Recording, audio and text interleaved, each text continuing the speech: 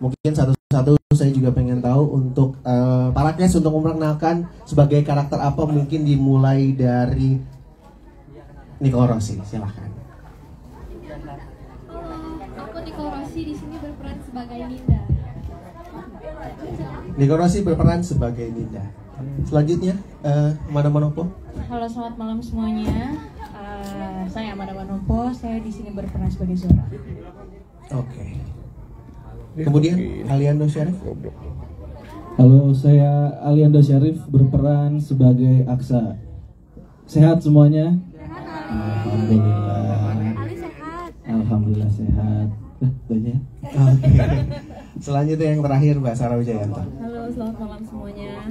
Saya Sarah Wijayanto berperan sebagai Ibu Sekar. Oke, terima kasih. Dan the one and only ada Pak Rocky Soraya selaku produser dan juga sutradara. Malam semuanya, thank you udah datang. Oke, mungkin sebelum nanti Pak Rocky Soraya juga ingin menyampaikan sesuatu, mungkin saya mau ke case-nya dulu kali ya. Mungkin ke main case-nya, mungkin Amanda Manopo dulu yang pertama. Bisa diceritain untuk karakter Zora sendiri sebenarnya, untuk pendekatan karakternya, untuk metode yang dilakukan sama Amanda Manopo. Apalagi tadi saya sempat nonton untuk adegan yang terakhir yang sampai naik-naik meja gitu, bisa diceritain nggak itu gimana untuk proses bisa sampai segitunya? Pertama-tama mungkin saya mau nanya gimana hasilnya.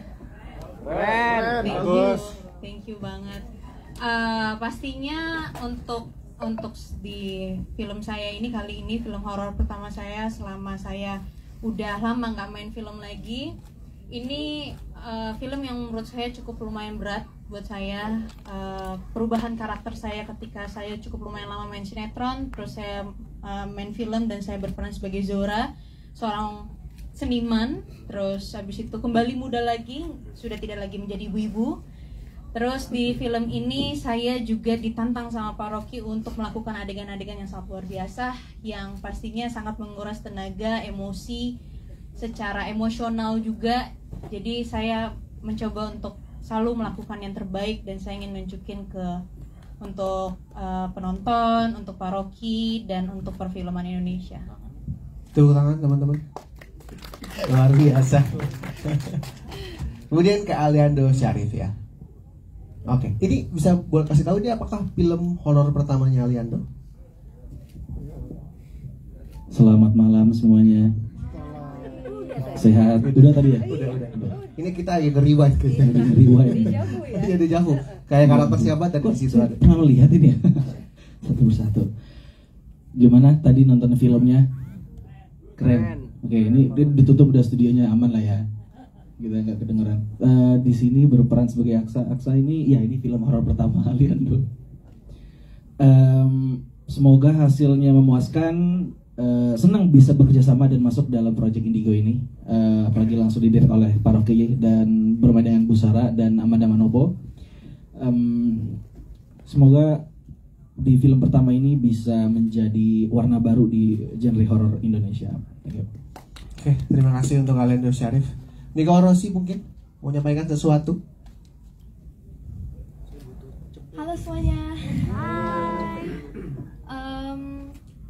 Aku sebagai Ninda ini sebenarnya aku emang suka banget peran Ninda ini karena aku jadi bisa lebih explore dan dapat new challenges, dan aku juga belajar banyak dari film Indigo ini. Dan aku juga enjoy banget pas syuting ini, jadi aku jadi lebih berasa kita tuh kayak keluarga, dan emang senang banget bisa ketemu kakak-kakak keren ini. Ya. Oke, terima kasih Nico Rossi. Mungkin Mbak Sarah Wijayanto, mungkin ini kan udah sekian kalinya kerja sama Pak Rocky ya untuk film kesekian kali. Apakah ada kira-kira yang berbeda banget untuk film kali ini nih yang diperankan oleh Mbak Sarah Wijayanto? Iya, jadi sebenarnya aku jujur waktu pertama kali mau menerima film ini tuh karena aku kangen. Itu yang pertama, kangen. Terus yang ngedirect Pak Rocky lagi, jadi aku yang yaudah deh, baru aku baca Pak. Jadi awal kayak bener-bener kayak I miss filming gitu, dan pas baca ceritanya kayak kok relate gitu dengan apa yang aku tahu, ngejalanin hidup setiap hari juga gitu. Dan Pak Rocky juga apa ya, researchnya tuh bagus banget karena banyak banget, ada beberapa dialog juga itu buat aku personal gitu, kayak sebenarnya aku pengen menyampaikan itu tapi tidak tersampaikan, jadi Sarah Wijayantonya ya gitu. Nah di film ini tuh kok sama, kita ngobrol ya Kak di lokasi ya, ini this movie kok mirip ya, maksudnya memang relate gitu, jadi seneng banget sih emang. Kita 37 hari ya Pak, 37 hari syuting, kita capek, kalau aku capek fisik tapi hatinya gembira terus. Kita lebih deket, terus lebih banyak berdiskusi, terus anak-anak ini juga menyenangkan. Setiap hari kita makan ya Manda ya, jajan, makan, terus ya sangat menyenangkan. Dan ya? buat aku adalah kayak refreshing lagi untuk bisa kreatif lagi melakukan banyak hal gitu. Oke. Tepuk tangan untuk Sarah Wijayanto. Ngomongin soal tadi nyambung bahwa Mbak Sarah Wijayanto ini kangen filming lagi, apalagi bareng Pak Rocky Soraya, dan itu juga nyambung sama ini juga mungkin kali pertamanya lagi Pak Rocky untuk bikin film lagi setelah beberapa waktu istirahat dulu, mungkin terakhir The Doll 3 ya. Bukan Direct ya? Oke, direct ya. Film saya masih banyak. Masih banyak ya. Cuman yang directnya berkurang. Berkurang ya. Karena udah punya anak. Oke. Pertanyaannya, apakah ini juga menjadi awal untuk kayak oke, let's go, saya direct lagi gitu. Dan pengalaman apa yang akan dapat menonton nih? Karena Indigo, what do you see? What we gonna see ketika nonton film Indigo? Saya rasa ini ceritanya menarik banget, and scene-nya menantang, dan ini bukan cuman untuk menakuti orang, tapi kasih sebuah informasi tentang apa itu indigo, and bagaimana orang-orang itu yang punya indigo hidupnya seperti apa. Jadi jalan ceritanya itu memang menarik banget, and menurut saya this is pas untuk saya direct. Karena kan saya directnya sekarang berkurang, produce-nya masih banyak ya. Directnya berkurang karena kan punya anak, jadi saya cuma maksimal bisa direct 1 film per tahun atau apa gitu. Dan pilihannya ya ini, karena memang ceritanya kena banget sama saya. Oke. Tapi emang syutingnya capek banget. Tapi karena pemain-pemainnya bagus banget, jadinya puas. Itu puas gak kerasa ya? Oke. Mungkin langsung ke sesi Q&A mungkin dari teman-teman media, silahkan. Bisa dibantu Pak Rahman. Ini Mas, Pak. Sini. Oke. Sebutin nama dan dari mana? Dari Kediri. Oke, sebelumnya perkenalkan, nama saya Widi dari Proses Film. Sebelumnya mau nanya sebenarnya ke Mbak Manda sih sama Nicole. Kan itu sebenarnya ada scene yang dibuka gitu mata batinnya, itu beneran nggak sih dibuka mata batinnya? Karena kan ada beberapa film yang sebelumnya yang beneran dibuka mata batinnya gitu. Makasih. Terima kasih. Mas Widi. Iya. Ya. Halo Mas Widi, makasih buat pertanyaannya. Kalau misalkan dibuka beneran sih takut ya Mas. Makasih. Saya maunya dibukanya mata duitan Mas.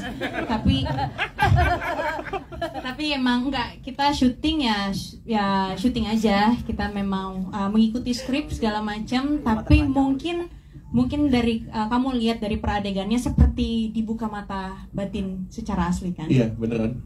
Enggak, itu semuanya hanya acting dan ya acting aja sih kita. Cuma kita melakukan yang terbaik sampai akhirnya mungkin dikira seperti beneran. Karena actingnya Amanda bagus banget ya, jadi kita pikir itu beneran ya. Makasih. Kalau gitu besok naik honor ya Pak? Boleh. Kalau Haris dapat bonus juga Pak. Woi, dengar ya. Jadi pastiin semuanya nonton lagi nanti. Oke, terima kasih Amanda. Tadi saya mau nanya, di mas-mas sebelah kiri itu ada siapa di sini? Tadi mau nanya, ternyata bohongan kan ya? Ternyata cuma acting doang tadi ya. Saya mau nanya sebelahnya ada siapa. Anyway, ada lagi yang mau nanya? Silakan kakaknya boleh maju sedikit, mungkin supaya lebih mudah lagi untuk. Halo, saya. Bukan itu.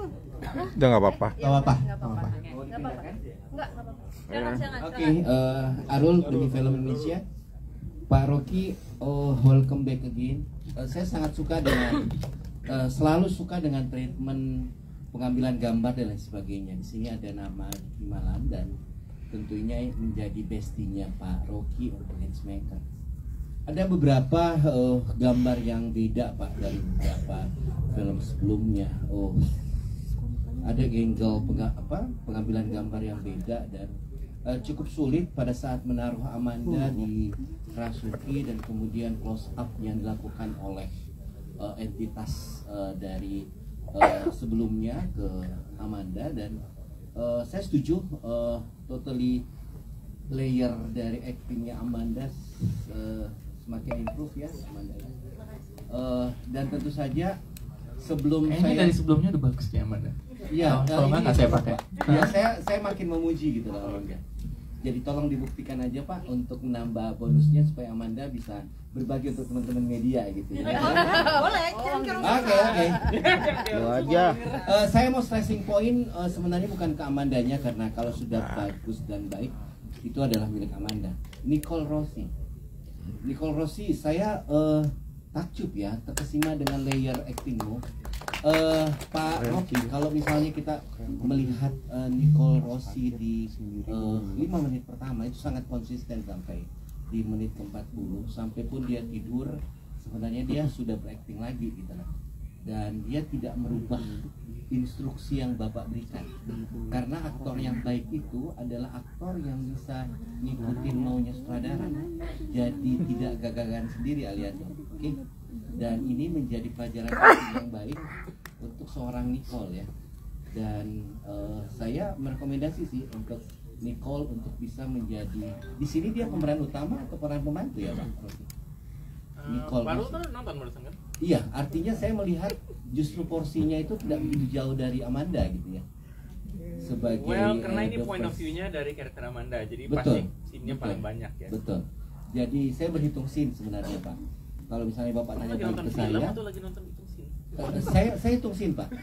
Saya kebetulan film kritik film, jadi saya harus hitung scene. Jadi saya harus memang detail untuk persoalan itu. Saya ingin tahu Nicole, bagaimana sih kamu menerjemahkan skenario? Karena skenario itu yang membentuk layer dari acting kamu, Nicole. Karena kamu sama sekali tidak senyum, mukamu sendu banget, dan kemudian sadness berkepanjangan gitu ya sampai detik terakhir. Jadi kamu harus lihat siapa sih? Apakah kamu punya idola di bintang film yang lain? Apakah kamu cukup saya minta tolong kamu ceritain ke media. Kemudian saya tidak terlalu bertanya lagi untuk Aliando. Jadi Aliando sudah seperti itu. Jadi sudah sangat ganteng dan tampan. Tulis seperti itu apa itu? Cuman ke kakak Sarah aja. Kakak Sarah, kita ini kan akhirnya punya banyak pendatang ya ke persoalan entitas, kemudian metafisik dan yang lain. Dan kalau saya lihat di Indigo sih, menurut saya Pak Rocky belum ada sesuatu yang baru lagi ditampilkan oleh Sarah. Jadi masih dengan cerita beberapa tahun yang lalu sih Sarah. Jadi saya belum bisa melihat Indigo ini dari sisi menampilkan Sarah dengan sepasang yang bisa mengobati yang kerasukan dan sebagainya. Karena itu kan kalau kita lihat ke Hollywood itu kan sudah ditinggalkan ya. Jadi tidak dimunculkan lagi di tahun 2023. Kalau kita ada di tahun 2020 mungkin Sarah masih laku Pak Rocky, tapi persoalannya ini kan tahun 2023. Jadi jujur saya kurang ngerti juga mulai ngomong barusan. Iya. Saya cuman mau sedikit meminta pendapat dari Sarah sih. Bagaimana Sarah menunjukkan, karena beberapa media juga di sini kayaknya kurang paham apa yang terjadi ya. Iya. Oke, pertanyaannya aja langsung. Iya. Oke. Pertanyaan saya cuman ke Sarah aja sih Pak Rocky. Thank you, makasih. Pertanyaannya apa? Pertanyaannya apa? Ya kalau misalnya saya nggak laku kan itu rezeki di tangan Tuhan ya. Bener nggak? Saya nggak bertanya Iya. laku atau tidaknya Sarah. Iya, mau tanya apa? Pertanyaannya apa? Karena belum ada pertanyaan dari tadi. Nah, itu barusan ada kritikan. Sebenarnya kamu kan sudah pernah main nih di Iya. filmnya Hitchmaker. Iya. Yang saya mau tahu itu adalah improvement dari Sarah sendiri di film ini. Apa yang kemudian yang kamu lakukan sedikit improve yang membedakan dengan yang lain? Karena kalau saya lihat di Indigo ini sama aja dengan film-film yang lain. Film lain itu film apa? Film apa? Performance dari Kasaranya. Iya betul. Ya, film lain itu film apa misalnya? Sarah mungkin bisa jawab Pak. Saya tanya tadi yang mana? Oke, jadi pertanyaannya tadi ke Nicole. Jadi pertanyaan tadi Nicole? Iya, ke Nicole dulu. Nicole jawab. Oke Nicole. Pertama-tama makasih ya Kak. Tapi sebelum kita syuting kita ada reading bareng Pak Badar, dan setelah aku baca skrip Indigo ini aku juga suka nanya-nanya sama Pak Badar, sama Kak Sarah, sama Bang Ali, sama Kak Manda juga. Aku suka nanya-nanya tentang kalau memiliki Indigo ini rasanya gimana, dan seperti Ninda ini kan punya selain Indigo ada ya dianggap skitso. Jadi emang rasa sendirinya Ninda itu gimana, dan rasa dia ingin berjuang untuk proof ke kakaknya bahwa dia ini beneran gak skitso tapi indigo. Tuh. Oke, terima kasih Nicole. Mungkin selanjutnya.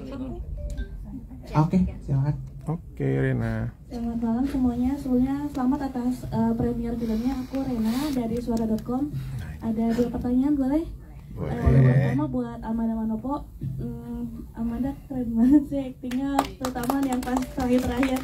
Aku mau tanya improve-nya gimana sampai bisa dapat feel yang takut spoiler tapi yaudah deh, yang senyumnya itu loh tuh yang cukup bikin takut sih. Terus kemudian sama acting yang action itu sebenarnya ada nggak sih mungkin sempat cedera atau segala macamnya? Terima kasih. Tadi katanya dua pertanyaan. Yang pertama buat pendalamannya Amanda yang senyumnya itu, yang kedua adalah dari masing-masing kan juga ada acting action kan, ada nggak sih mungkin sempat cedera atau segala macamnya? Terima kasih. Terima kasih. Jadi begini, untuk pendalaman karakter dan pas adegan itu saya hanya ingin melakukan yang terbaik. Jadi saya nggak ada referensi, saya hanya ingin mengeluarkan potensi semaksimal mungkin yang saya bisa berikan ke paroki dan ke para penonton. Dan yang kedua, untuk masalah action dan segala macam, takutnya ada kayak cedera atau apa, nggak ada. Paroki memberikan 100% safety kepada pemainnya. Dia memberikan ada asuransi, ada mobil ambulans dan segala macam. Jadi dia tidak mau mencelakai pemainnya itu sekecil apapun. Dia sangat sayang sama pemain-pemain ini ya kan. Jadi untuk memang walaupun film Indigo ini emang actionnya agak sedikit cukup lumayan berat, tapi paroki memberikan fasilitas dan paroki memberikan keamanan buat kitanya. Walaupun dari kitanya kadang-kadang pemainnya kayak kalau misalkan kayak gini lebih seru deh gitu kan, tapi paroki kamu jangan aneh-aneh, nanti kamu kenapa-napa gitu kan, karena dia nggak mau ngambil resiko untuk lebih. Jadi makanya ketika ngambil adegan apapun walaupun agak berbahaya, tapi kita juga harus menjaga diri. Kita menjaga diri dari pemain ke pemain, dari pemain ke kru, dan bahkan dari pemain ke kamera, supaya kamera juga nggak kenapa-napa gitu. Terima kasih. Selanjutnya. Itu Mbak itu. Ya. Selamat malam, pertama-tama selamat untuk gala premier Indigo. Aktingnya Parakes pada keren semua. Saya dari Silet mau nanya, untuk Parakes ada tantangannya tersendiri gak sih untuk mendalami peran? Mungkin bisa diceritakan, terutama untuk Zora. Terima kasih. Tantangan tersendiri semuanya tuh setiap adegan per adegan itu pastinya akan menjadi sebuah tantangan untuk para pemainnya. Tidak mungkin enggak. Kalau misalkan kita merasa puas, kita akan jadi sombong. Jadi ya apapun itu adegan per adegan kita akan berusaha semaksimal mungkin supaya hasilnya bisa bagus, gitu aja sih.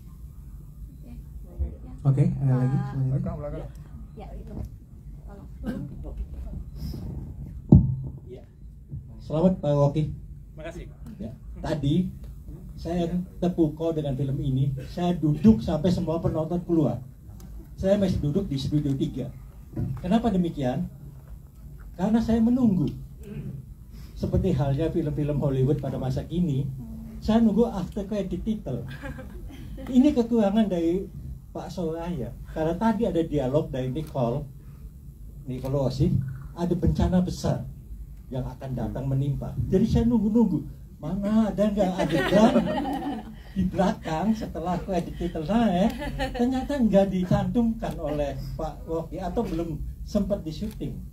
Itu pertanyaan saya karena saya yakin sekali pasti akan ada Indigo sequel untuk bencana besar ini. Amin.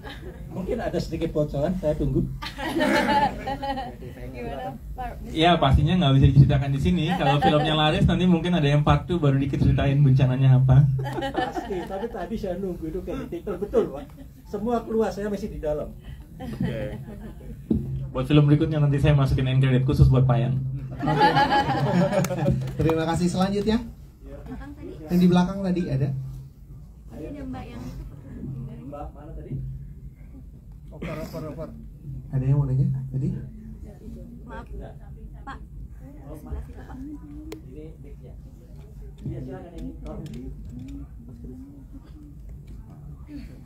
Selamat malam, saya Yovan dari Moviegoers, mau tanya ke Mbak Sarah. Ini kan film Indigo ya, Mbak Sarah sebagai seorang Indigo yang saya sering nonton YouTube-nya dari Misteri Sarah juga. Mau tanya, banyak ngasih masukan nggak sih ke Nicole dan ke Amanda soal seorang Indigo itu seperti apa yang dirasakan, dan di karakternya Sarah sendiri kan berat juga tuh, punya 2 keluarga yang meninggal dunia gitu kan. Di situ beratnya seorang Indigo ceritain juga nggak sih ke Amanda dan Nicole? Thank you, itu aja.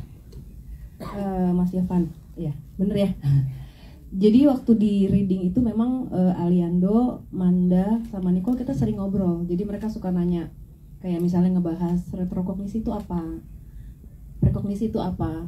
Tapi kebanyakan mereka nanyanya apa yang pernah aku alamin. Terus pas kita baca-baca, loh kok nih mirip ya. Terus ada juga kalau misalnya pernah nonton Diari Misteri Sarah, aku juga menggambar. Jadi banyak kemiripan di situ. Jadi kita buka lagi, Aliando nanya lagi. Oh jadi kalau pada saat gambar yang dirasakan apa?